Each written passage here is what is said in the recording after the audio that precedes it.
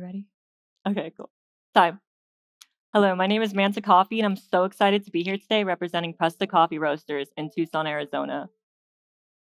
I'm going on my 5th year as a barista at Presta, but I'm also a chef in an Italian restaurant.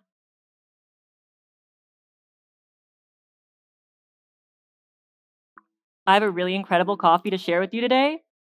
It's actually a first harvest, and this is my first season competing.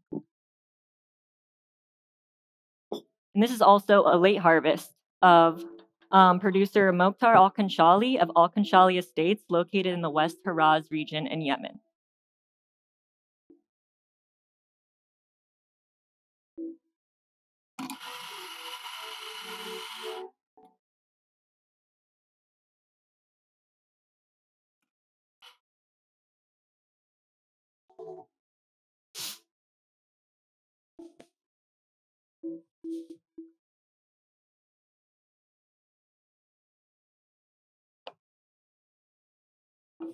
Now, usually late harvest cherries don't have the time necessary to develop the sugars necessary for an incredible cup such as this. This is where processing plays a key role.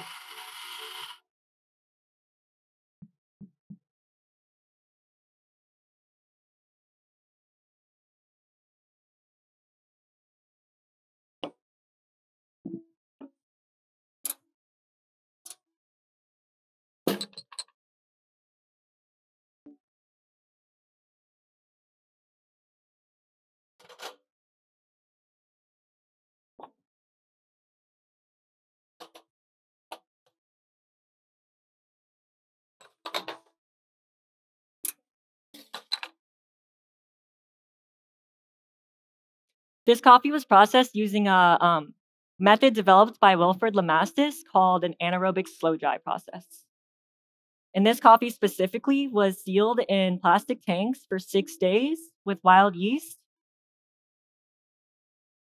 and then sun dried for a month. My espresso recipe today is going to be 20 grams in and 42 grams out in around 21 seconds.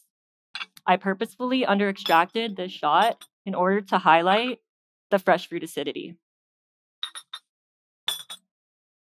Judges, this shot has a tartness of raspberry, a bitterness of cacao nib, and a sweetness of watermelon.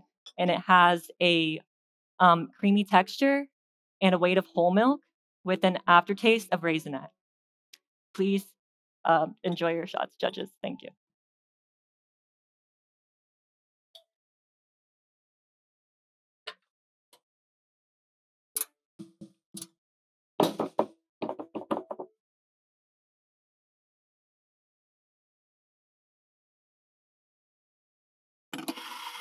Judges, this coffee is grown at an extremely high elevation, being 2,300 meters above sea level.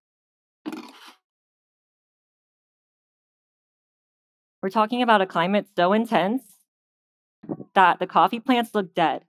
But come time for harvest, imagine a phoenix rising out of the ashes.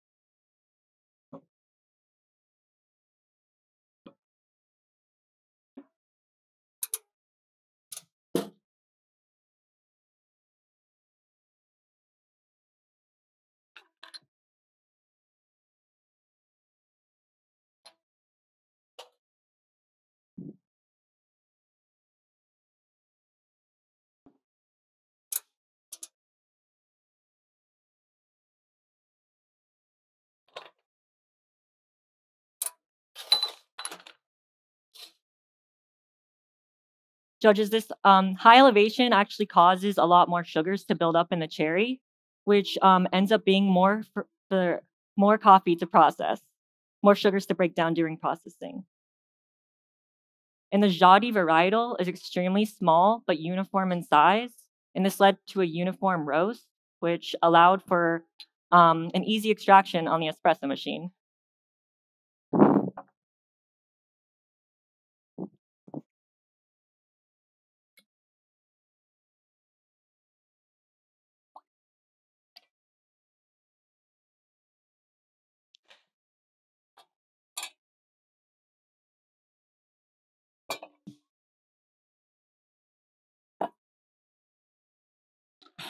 Now, judges, for my milk course, I really wanted to highlight the confectionery qualities of the espresso.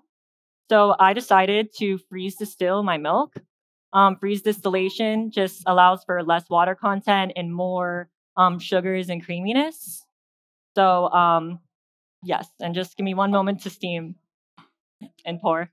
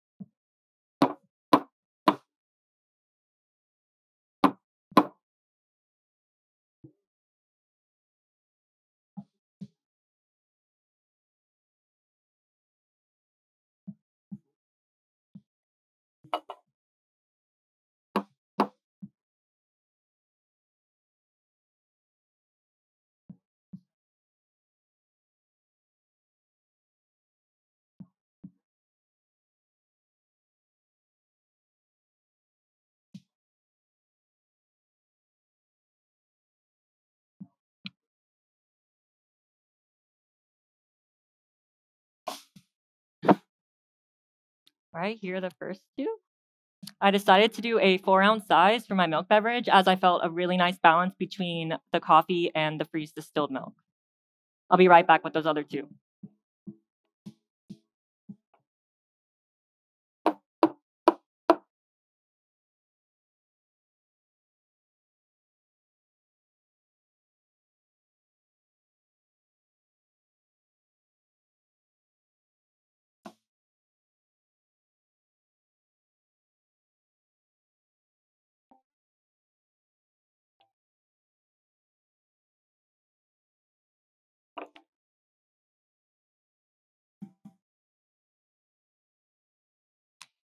Those last two.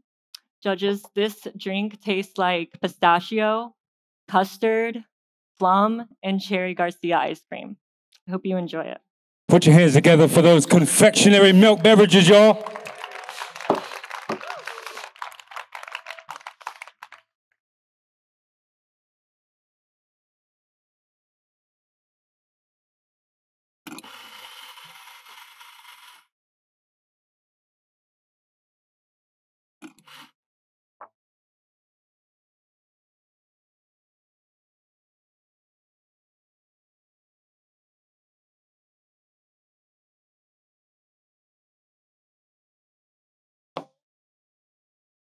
I'm using the same espresso recipe for all 3 beverages today.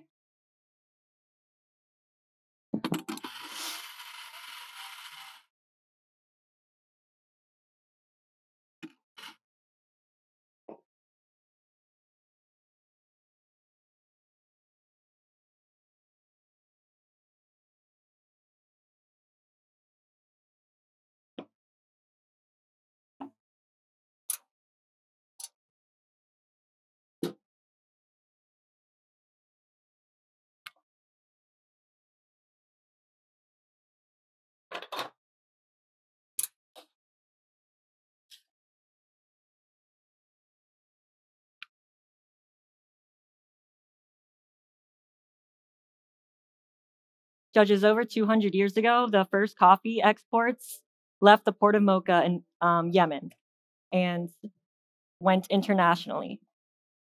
But coffee trade in Yemen has fallen off over the last 100 years due to early trading competition, commodity pricing, and civil war violence affecting trade. So farmers opted for other crops. But in the 2010s, Mokhtar al-Kanshali, the producer of this coffee, he had a vision to bring Yemeni coffee back to the world.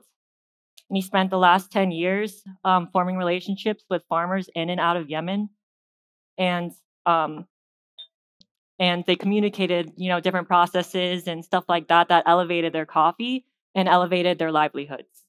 And I wanted, and he also, sorry. He even risked his life crossing the Red Sea in a fisherman's boat in order to get green samples back in time for SCA. And I think he did this to show that he showed the true potential of Yemeni coffee. Sorry, I'm suddenly nervous. All right, and I wanted to name my signature beverage after Mokhtar, so I'm naming it the Visionary.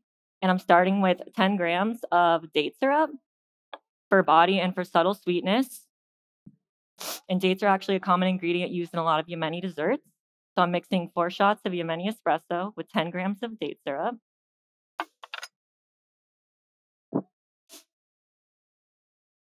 And mixing well. And judges, the first thing I noticed on the cupping table when trying this coffee was the note of bubblegum. And I really wanted to recreate that flavor using natural ingredients. So I took 2 parts strawberry, 1 part banana, and 1 part cherry, and sous vide with sugar for 2 hours at 145 degrees. So I'm adding 80 grams of the sous vide syrup and mixing well.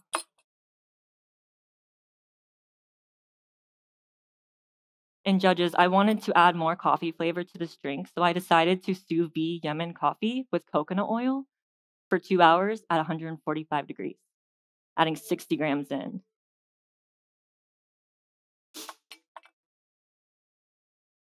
And for more body and creaminess, I have decided to clarify milk using organic whole milk, rose and lavender teas, and lemons and limes, adding 60 grams in.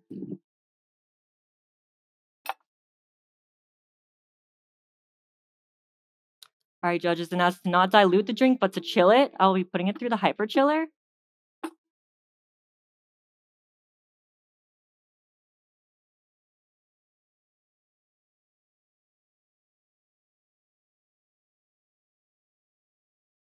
Just swirl it around there for a second.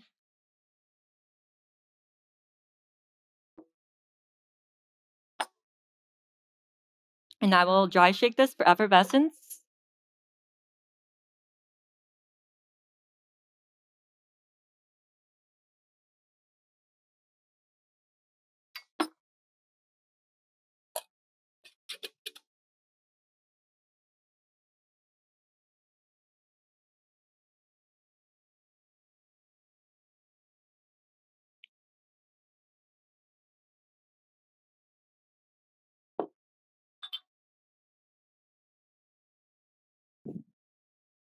Thank you.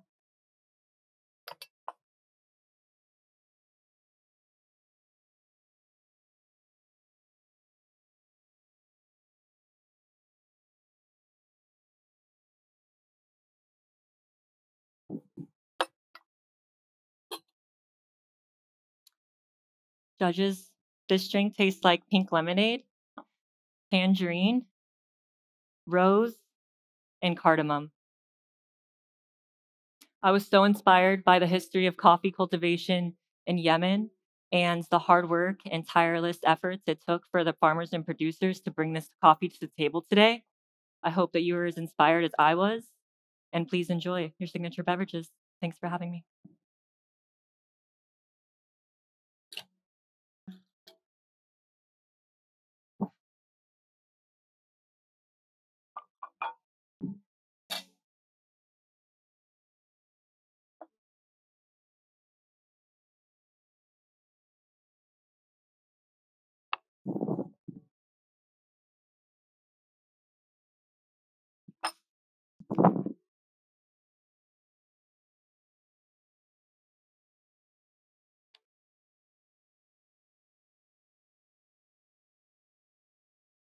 Time.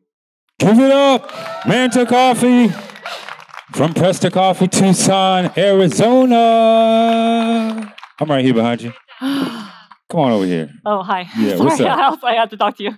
Yeah, you got to talk to me. No, I want to no. talk. I have a lot of questions, but I don't have a lot of time. So, Yeah. 2,300 meters above sea level. That coffee's high. It's like a 420 coffee. Crazy. Right? A day late, yeah. Super sweet, right? Oh, it's super sweet. A month? Super. Sun-dried? Yes. I mean, for the people in the back, what does that mean? Like it takes that long to dry out from the fermentation, you know? Wow, it's Yeah. like mad fruit though, right? Yeah, it's absolutely And I saw you really highlighted that with your Sig Bev. I mean, what was the inspiration behind the Sig Bev? The Sig Bev, honestly, it was just all the notes that I took from the espresso. I just really wanted to recreate that, just make it extra fruity, extra sweet, silky, you know what I mean? I just wanted it to kind of mirror the espresso, but in it's at a signature beverage form. Always struggled with Sig Bevs. How long did it take to put that together? It didn't, I don't know. It was we kind of from qualifiers had similar signature beverage, but then we just kind of elevated it to the next level, So it was months in the works, but it was kind of just adding piece by piece and figuring out, okay, we need to add sweetness. Okay, we need to add citricity. You know what I mean? So there's just acidity, sorry, not citric acidity or whatever, But there's just so many factors that you just have to pay attention to and really try to look for in your Have you worked with Yemeni coffees before? No, this is my first time? Yeah, my first time ever trying Yemen coffees. Yeah. Wow, they're so good. Yeah. They're really good. Yeah, I'm really blessed. What do you do at Barista? I'm a barista. You're a barista? Yeah. How long you been a barista? 4 years. 4 years? Yep. I mean, you got 5 some years skills. now. You have some skills. Thank you. You want to get some shout outs? I know you got some family out here. Yeah, I do. I want to shout out Blair, my coach. Just is amazing and has taught me so much about, coffee and even myself, you know what I mean? And thanks for your patience with me through all my moods and stuff. But I also want to thank my brother and my mom for being here today because they flew all the way back or out from the East Coast. Yeah, they're up in the front right here. And Zach helped out with some, stuff with competition. So I really appreciate it. You also got me into coffee, so thank you. And my fiance Tommy at home, he's holding down the fort back there, and he's been my undying support since day one with this thing. So I just, and Curtis too. everyone. I really thank everyone that's here today, honestly. That's what's up. Give it up one more time. Manta Coffey, y'all, from Barista Coffee, Tucson, Arizona. Yeah. Go to the guy.